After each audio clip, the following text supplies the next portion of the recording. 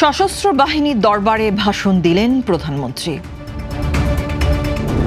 আবারও আন্দোলনের প্রস্তুতি নিচ্ছেন নাহিদ ইসলাম। শপথ নিলেন নবনির্বাচিত 2 এমপি। হত্যাচেষ্টা মামলায় শিরিন শারমিন চৌধুরীর জামিন মঞ্জুর।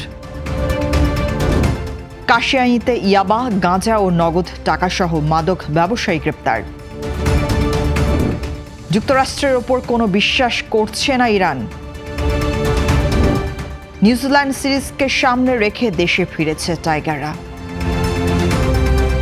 শুভ সন্ধ্যা, স্বাগত জানাচ্ছি বাংলাদেশ প্রতিদিন সংবাদে। এতক্ষণ শুনছিলেন সংবাদ শিরোনাম, এবারে বিস্তারিত। প্রধানমন্ত্রী ও বিএনপি চেয়ারম্যান তারেক রহমান ঢাকা সেনানিবাসে সশস্ত্র বাহিনীর বিশেষ দরবারে ভাষণ দিয়েছেন। তিনি স্পষ্টভাবে ঘোষণা করেন যে সশস্ত্র বাহিনী কোনো নির্দিষ্ট ব্যক্তি, দল বা পরিবারের সম্পদ নয়, বরং এটি রাষ্ট্রের এক অমূল্য সম্পদ। প্রধানমন্ত্রী 2024 সালে 5 আগস্ট পরবর্তী অস্থির সময়ে এবং ত্রয়োদশ জাতীয় সংসদ নির্বাচন সুষ্ঠুভাবে সম্পন্ন করতে সশস্ত্র বাহিনীর ঐতিহাসিক ও পেশাদার ভূমিকার ভূয়সী প্রশংসা করেন। তিনি পিলখানা হত্যাকাণ্ডের ন্যায় বিচার নিশ্চিত করার প্রতিশ্রুতি দিয়ে বলেন, বিগত 1.5 দশকে এই বাহিনীকে বিতর্কিত করার যে অপচেষ্টা চালানো হয়েছে তা রুখে দিয়ে একে একে জন আস্থার প্রতীক হিসেবে গড়ে তোলা হবে। এছাড়া তিনি বাহিনীকে শক্তিশালী ও আধুনিক করার লক্ষ্যে বর্তমান সরকারের পূর্ণ সহযোগিতার আশ্বাস দেন। পরিশেষে তিনি সশস্ত্র বাহিনীর সদস্যদের দল মতের ঊর্ধ্বে থেকে দেশপ্রেম, সততা ও নিষ্ঠার সাথে দেশের সার্বভৌমত্ব, সংবিধানের মর্যাদা সমুন্নত রাখার নির্দেশ প্রদান করেন। জাতীয় নাগরিক পার্টির আহ্বায়ক এবং জাতীয় সংসদের বিরোধী দলীয় চিফ হুইপ নাহিদ ইসলাম আবারও রাজপথে আন্দোলনের ঘোষণা দিয়েছেন। আজ রোববার 12 এপ্রিল রাজধানীর আইডিবি মিলনায়তনে জুলাইয়ের শহীদ পরিবার ও যোদ্ধাদের সাথে এক মতবিনিময় সভায় তিনি এ মন্তব্য করেন। নাহিদ ইসলাম বলেন, জুলাই গণ অভ্যুত্থানের অর্জন ও শহীদদের রক্ত যেন বৃথা না যায়, সেজন্য দল মত নির্বিশেষে ঐক্যবদ্ধ হয়ে তারা প্রস্তুতি নিচ্ছেন। তিনি বর্তমান সরকারের প্রতি ইঙ্গিত করে বলেন, সংস্কার এবং জুলাই যোদ্ধাদের কল্যাণে অন্তর্বর্তী সরকারের চেয়ে এই সরকার কতটুকু করছে তা তারা পর্যবেক্ষণ করছেন।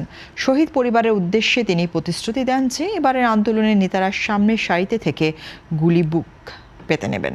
বাংলাদেশকে রক্ষা এবং নতুন সংস্কার প্রতিষ্ঠার লক্ষ্যে যে কোনো পরাশক্তি বা রাজনৈতিক শক্তিকে পরাজিত করার শপথ ব্যক্ত করেন তিনি। অনুষ্ঠানে প্রধান অতিথি হিসেবে জামায়াত ইসলামের আমির ডাক্তার শফিকুর রহমান উপস্থিত ছিলেন।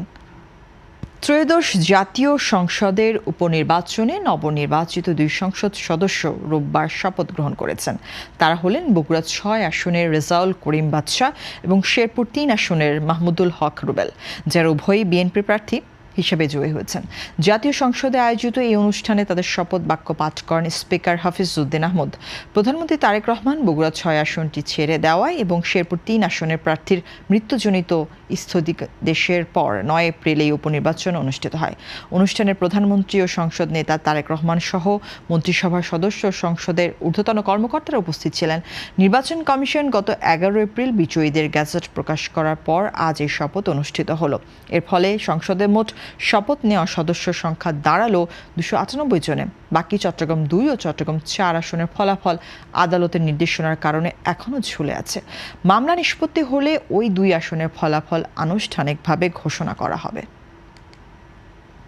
রাজধানীর লালবাগ থানায় দায়ের করা হত্যাচেষ্টা মামলায় জাতীয় সংসদের সাবেক স্পিকার শিরিন শারমিন চৌধুরীর জামিন মঞ্জুর করেছেন আদালত। আজ 12 এপ্রিল রোববার ঢাকা অতিরিক্ত chief metropolitan magistrate Mohammad Zakir হোসাইনের আদালত 50,000 টাকা মুচলেকায় পুলিশি প্রতিবেদন দাখিল পর্যন্ত অন্তর্বর্তীকালীন জামিন আদেশ দেন। গত মঙ্গলবার ভোরে ধানমন্ডি থেকে ডিবি পুলিশ তাকে গ্রেপ্তার করার পর আদালতে হাজির করে রিমান্ড না মঞ্জুর করে কারাগারে পাঠানো হয়েছিল। শিরিন শারমিনের আইনজীবীরা তার শারীরিক অসুস্থতা এবং ক্লিন ইমেজ বিবেচনায় জামিন আবেদন করলে আদালত তা গ্রহণ করেন। রাষ্ট্রপক্ষ এই জামিনের বিরোধিতা করলেও অন্য কোনো মামলায় গ্রেপ্তার না থাকায় তার মুক্তিতে আপাতত কোনো বাধা নেই বলে জানিয়েছেন আইনজীবীরা।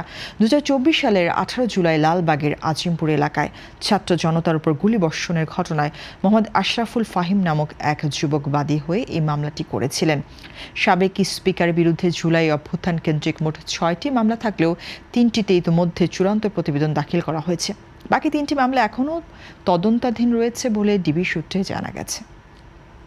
গোপালগঞ্জের কাশিয়ানীতে পুলিশ অভিযানে বিপুল পরিমাণ মাদক ও নগদ টাকাসহ শেখ শহীদুল ইসলাম আকাশ নামে এক মাদক ব্যবসায়ীকে গ্রেপ্তার করা হয়েছে। আজ দুপুরে এক সংবাদ সম্মেলনে গোপালগঞ্জের পুলিশ সুপার মোহাম্মদ হাবিবুল্লাহ এই তথ্য নিশ্চিত করেন। গোপন সংবাদের ভিত্তিতে শনিবার দিবাগত রাত ৩টার দিকে পশ্চিম রামদিয়া এলাকায় সহকারী পুলিশ সুপার নাফিসুর রহমানের নেতৃত্বে এই অভিযান পরিচালিত হয়। অভিযানে আসামির বাড়ি থেকে ১০,২০৭ পিস ইয়াবা, 2 কেজি গাঁজা এবং মাদক বিক্রির নগদ 4,26,800 টাকা উদ্ধার করা হয়। উদ্ধারকৃত মাদকের বাজার মূল্য প্রায় 30 লাখ টাকারও বেশি বলে জানিয়েছে পুলিশ। গ্রেপ্তারকৃত শহীদুল ইসলামের বিরুদ্ধে মাদকদ্রব্য নিয়ন্ত্রণ আইনে একাধিক মামলা রয়েছে। বর্তমানে তার বিরুদ্ধে আইনগত ব্যবস্থা গ্রহণের প্রক্রিয়া চলমান রয়েছে। এবার আন্তর্জাতিক।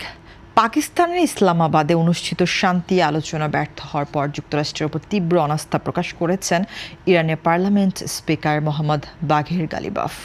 আজ 12 এপ্রিল রোববার সামাজিক যোগাযোগ মাধ্যম এক্সে তিনি জানান, পূর্বের যুদ্ধের অভিজ্ঞতা থেকে মার্কিনীদের প্রতি তাদের কোনো বিশ্বাস নেই এবং এবারের আলোচনাতেও তারা আস্থা অর্জনে ব্যর্থ হয়েছে।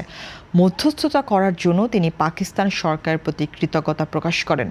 গতকাল শনিবার 2 দেশের প্রতিনিধি দল দীর্ঘ সময় আলোচনায় বসলেও কোনো চুক্তিতে পৌঁছাতে পারেনি। ইরানের অভিযোগ, যুক্তরাষ্ট্র অতিরিক্ত ও অসম্ভব দাবি জুড়ে দেওয়ায় আলোচনা ভেস্তে গেছে।